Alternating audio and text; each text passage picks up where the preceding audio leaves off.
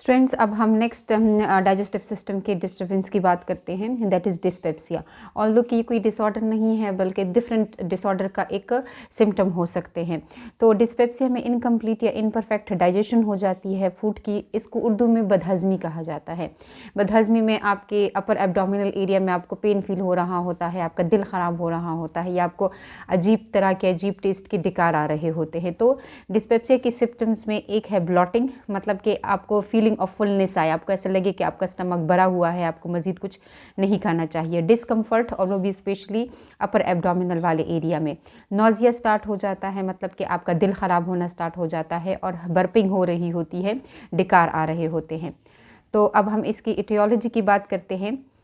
Excessive acidity in stomach, अगर हमारे stomach के अंदर एसिड्स अपने नॉर्मल लिमिट से बहुत ज़्यादा रिलीज़ होने लगे तो उसकी वजह से भी डाइजेशन इम्प्रॉपर हो जाती है। इनसफिशेंट क्वालिटी या quantity of bile secretion or digestive enzymes, या तो लिवर अपना प्रॉपर वर्क ना करे और वो बाइल की सफिशेंट क्वांटिटी ना रिलीज़ करे तो फिर फैट की डाइजेशन इफेक्ट हो जाती है। या इसके अलावा भी जो और हमारे डाइजेस्टिव ट्रैक के एंजाइम्स हैं, अगर वो प्रॉपरली रिलीज़ नहीं होंगे अपनी सफिशेंट क्वांटिटी में तो डाइजेशन प्रॉपरली नहीं हो सकेगी।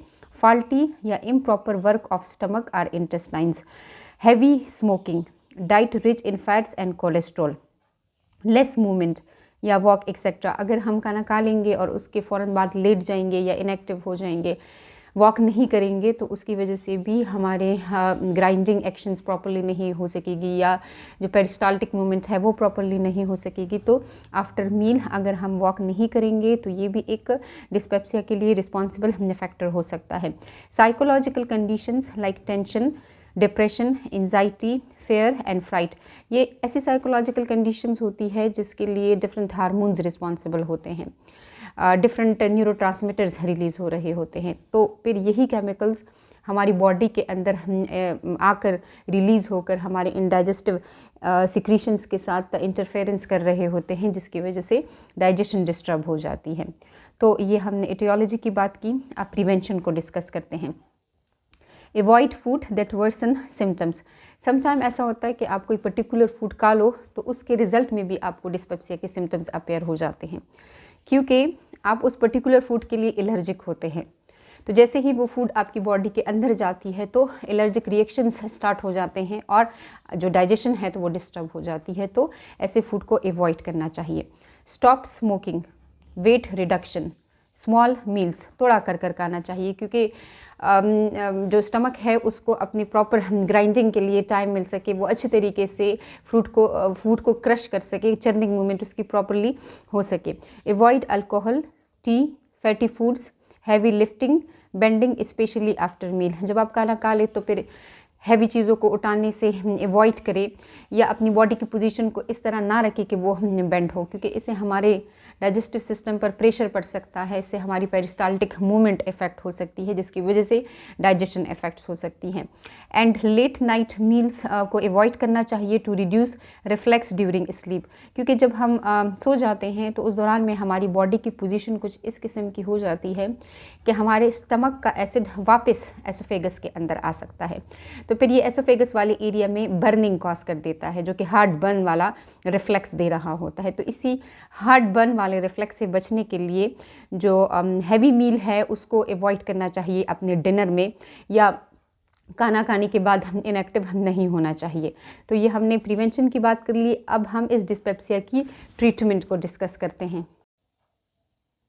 हमारे स्टमक की एक्सेसिव एसिडिटी भी डिस्पेप्सिया के लिए एक रिस्पॉन्सिबल फैक्टर हो सकता है। तो इस एक्सेसिव एसिड के लेवल को कम करने के लिए कुछ ऐसे ड्रग्स दिए जाते हैं, कुछ ऐसे मेडिसिन दिए जाते हैं जो कि एंटी एसिड्स होते हैं, या जिनको हम सिंपली एंटासिड्स भी कहते हैं। आपकी बुक के अंदर मेंशन्ड एंटासिड है सिमेटाडीन। तो ऐसे ड्रग्स का यूज़ कर हम अपने स्टमक के अंदर इस एसिड का लेवल कम कर सकते हैं। इसके अलावा एनसिड्स को स्टॉप कर देना चाहिए। एनसिड का मतलब है non steroidal anti inflammatory drugs, यानी कि एस्पाइरिन।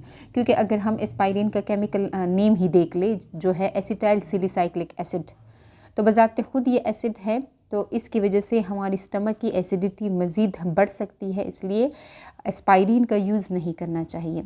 इसके अलावा डिस्पेप्सिया को ट्रीट करने के लिए एंटीबायोटिक्स भी दिए जाते हैं, क्योंकि जो डिस्पेप्सिया है वो अल्सर का एक साइन होता है। और अल्सर में जो रिस्पॉन्सिबल फैक्टर होता है वो एच पाइलोरी होता है। तो एच पाइलोरी को ट्रीट करने के लिए, यानी कि अल्सर को ट्रीट करने के लिए एंटीबायोटिक्स दिए जाते हैं। तो जब अल्सर ट्रीट हो जाता है तो डिस्पेप्सिया भी ट्रीट हो जाता है। तो ये आज के लेक्चर में हमने डिस्पेप्सिया के बारे में पढ़ा कि हमारी बॉडी में अगर इनकम्प्लीट या इम्परफेक्ट डाइजेशन होती है तो इसको हम कहते हैं डिस्पेप्सिया। इसके लिए रिस्पॉन्सिबल फैक्टर्स में हमारे स्टमक की एसिडिटी भी है, समटाइम हमारा लिवर प्रॉपरली काम नहीं कर रहा होता है, समटाइम हमारा स्टमक या इंटेस्टाइन्स प्रॉपरली काम नहीं कर रहे होते, समटाइम हमने बहुत ज़्यादा अमाउंट में फूड खाई हुई होती है, स्टमक को बिल्कुल आखिरी लिमिट तक भरा हुआ होता है। ये समटाइम ऐसे भी होता है कि हम खाना खाने के बाद प्रॉपरली वॉक ना करें। तो ये इन रीजंस की वजह से हमारा डाइजेस्टिव सिस्टम डिस्टर्ब हो सकता है।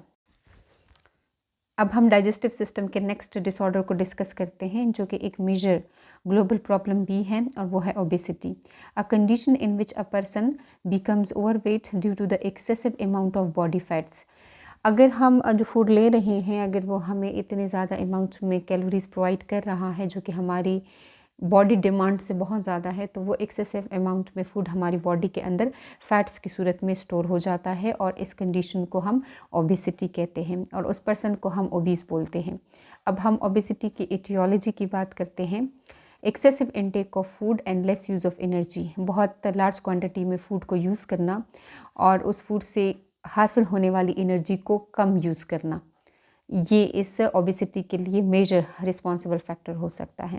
इसके अलावा ओबेसिटी में भी due to the heredity factor, यानी जेनेटिकली भी ओबेसिटी हो सकता है, बट कभी कभार ऐसा भी हो सकता है कि आपने ओबेसिटी के लिए जीन्स अपने पेरेंट्स से ना इनहेरिट किए हो, लेकिन चूँकि आप अपने पेरेंट्स के साथ ही रह रहे होते हैं, आप उनका लाइफस्टाइल देख रहे होते हैं कि वो किस तरीके से खाना खा रहे हैं, कितनी ड्यूरेशन के बाद खाना खा रहे हैं, तो वही लाइफस्टाइल आप भी अपना लेते हो। तो ओबेसिटी की जीन्स इनहेरिट ना करने के बावजूद भी चूँकि आप उनका लाइफस्टाइल शेयर कर रहे हो, तो आपकी बॉडी के अंदर भी ओबेसिटी आनी स्टार्ट हो जाती है।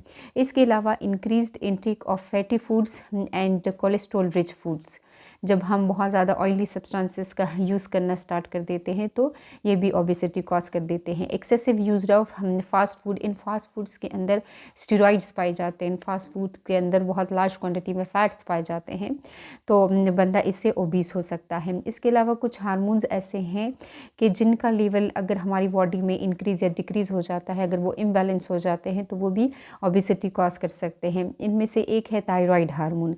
थायराइड हार्मोन का अगर थायरोक्सिन हार्मोन अगर ये प्रॉपरली सिक्रीट ना हो तो ये हमारी बॉडी के मेटाबॉलिज्म को इफ़ेक्ट कर देता है।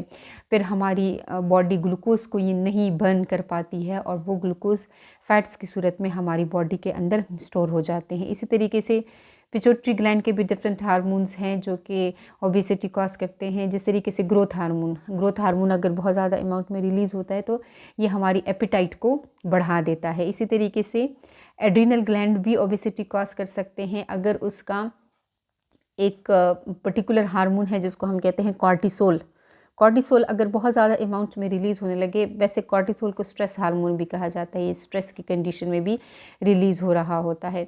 तो ये हमारी बॉडी के मेटाबॉलिज्म को, हमारी बॉडी के अंदर जो फैट स्टोरेज मेटाबॉलिज्म है तो उसको ये इंक्रीज़ कर देते हैं, तो इस वजह से भी हमारी बॉडी ओबीस हो जाती है। इसके अलावा इमोशनल डिस्टर्बेंसेस, मतलब कि जब हम खफा हो या हम खौफ फील कर रहे हो या हमें किसी किस्म की एंजाइटी हो, तो उस कंडीशन में भी चूँकि स्ट्रेस हार्मोन रिलीज़ हो रहे होते हैं तो ये हमारी एपिटाइट को बढ़ा देते हैं और स्ट्रेस की सूरत में हमारी बॉडी में फ़ैट्स के स्टोर्स बढ़ते जाते हैं।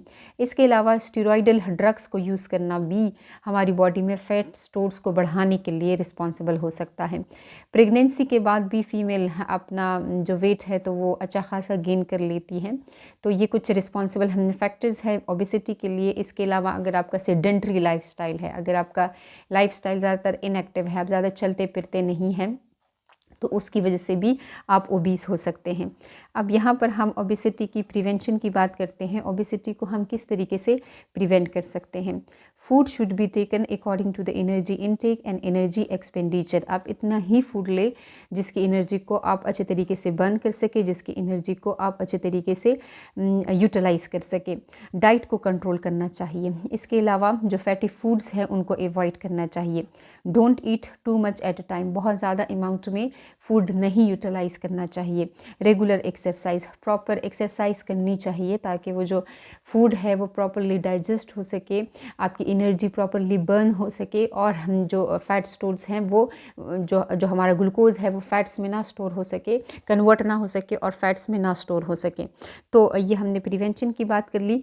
अब हम इसी ओबेसिटी से रिलेटेड कुछ डिसऑर्डर्स की बात करते हैं, क्योंकि ओबेसिटी अपने साथ बहुत ज़्यादा डिफरेंट डिस्टर्बेंस को भी ले आता है। The distribution of fat differences can be clinically significant. वैसे तो हर एक बंदे की बॉडी में स्किन के नीचे भी फैटी लेयर्स मौजूद रहते हैं और हर एक बॉडी ऑर्गन्स के इर्द गिर्द भी फैटी लेयर्स मौजूद रहते हैं, लेकिन ओबीस लोगों में कहीं कहीं पर ये फैट्स ज़्यादा स्टोर होने लगता है। कभी थाइज़ एरिया में ज़्यादा स्टोर होने लगता है, कभी अपर एब्डोमेन में ज़्यादा स्टोर होने लगता है, कभी लोअर एब्डोमेन में ज़्यादा स्टोर होने लगता है। तो अगर ये अपर एब्डोमेन में ज़्यादा स्टोर होने लगे तो इसको हम बोलते हैं अपर बॉडी ओबेसिटी। और इस अपर बॉडी ओबेसिटी की वजह से डिफरेंट डिसऑर्डर्स के, डिफरेंट कंडीशंस के चांसेस हम बढ़ जाते हैं, जिसमें एक है डायबिटीज़ मेलाइटिस। डायबिटीज़ मेलाइटिस के केस में इंसुलिन प्रॉपरली सिक्रीट नहीं हो पाता है, या जो हमारी बॉडी है इसी फैट्स की वजह से वो इंसुलिन रेजिस्टेंट बन जाती है। कार्डियोवैस्कुलर डिजीज़ेस बढ़ जाते हैं, मतलब कि जो कोलेस्ट्रॉल है वो हमारे आर्टरीज़ के अंदर डिपॉजिट होना स्टार्ट हो जाता है, जिसकी वजह से ये आरबीसीज़ के फ्लो में, ब्लड फ्लो में रुकावट डाल रहे होते हैं। और अगर यही ब्लॉकेज हमारे ब्रेन वाली आर्टरी में हो जाता है तो इसको फिर हम बोलते हैं कि ये स्ट्रोक है। तो स्ट्रोक के लिए भी ओबेसिटी रिस्पॉन्सिबल हो सकता है, कोलेस्ट्रॉल रिस्पॉन्सिबल हो सकते हैं। ओबेसिटी में cause other diseases like angina, chest pain, heart pen, ये भी कॉज हो सकता है ओबेसिटी की वजह से। हार्ट फेलियर भी हो सकता है, एनीमिया भी हो सकता है, क्योंकि आयरन एब्जॉर्प्शन में डिफ़िकल्टी आ जाती है ओबेसिटी की सूरत में।